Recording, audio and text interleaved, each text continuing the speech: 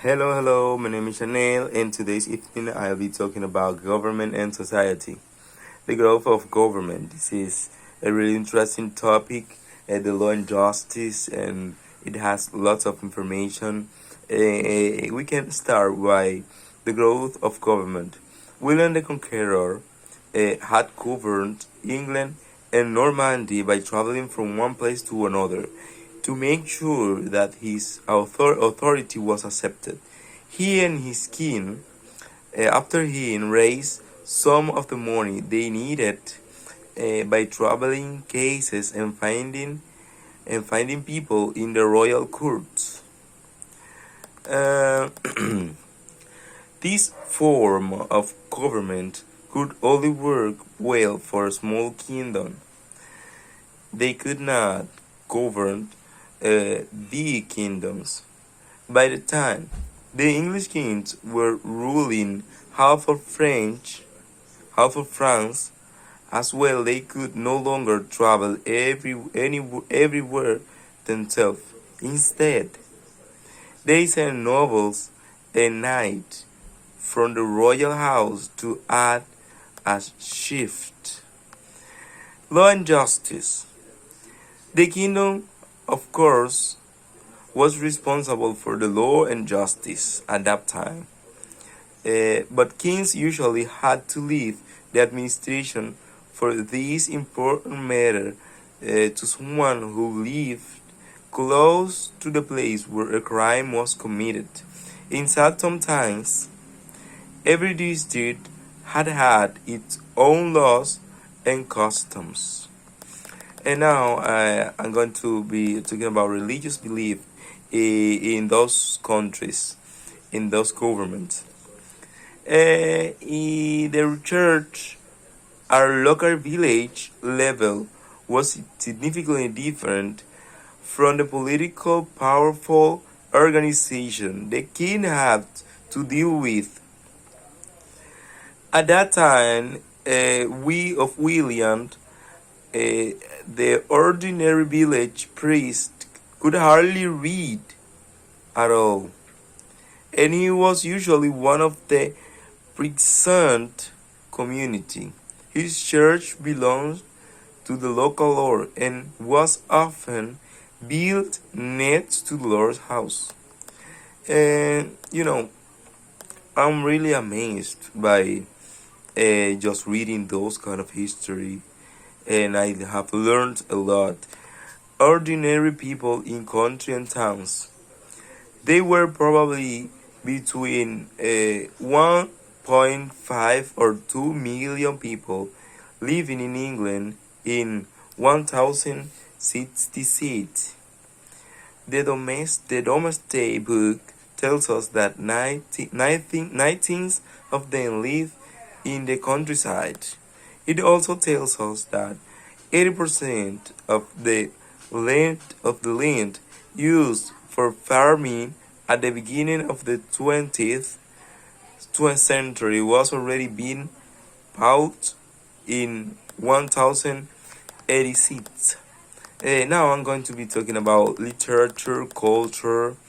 This is a very important topic in society because without culture, without literature, without language, a country, a society, and can be possible to be done. The growth of literary in England was closely connected with the 12th century Renaissance, a cultural movement which had first started in Italy. Its influence moved northwards along the trade route, reaching England at the end of century. So the Renaissance, they expand they got expanded. So they got out of Italy and they got to England for transforming the literature and making the scripture possible. The late Middle Age. This is the topic that belong to the chapter 7. So I'm going to be talking about the century of war, plague, and disorder. This is a really interesting one. So for beginning, we can start by saying that England wished to conquer Scotland. Uh, but Scotland has suffered a major setback at Bannockburn in 1314. Many of the English had been killed, and Edward II himself had been lucky to escape. After other unsuccessfully attempts, England gave up to claim to ownership of Scotland in 1328. This was the age of chivalry. Chivalry. This is a very important uh, person in the story, and we can say about him that uh, chivalry, uh, they become symbol of the code of chivalry.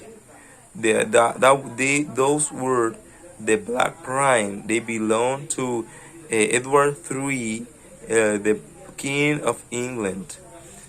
But the way in which a perfect knight should behave during the reign of Edward interest growth in the legendary king Arthur. Arthur, if he ever existed, was probably a Celtic ruler who fought the Anglo-Saxons, but we know nothing more about him, according to story.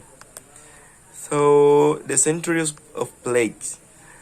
The year 1348 brought an event of far greater importance than the creation of a new order of chivalry.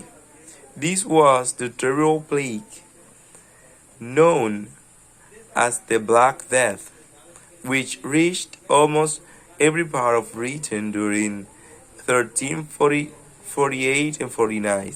Probably more than one third of the entire population in Britain died, and fewer than one person in 10 who caught the plague managed to survive it. So that was a very complicated time. And thus, this is the end of my summary of chapter 7 and chapter 6. Hope you like it. Have a good night. Thank you.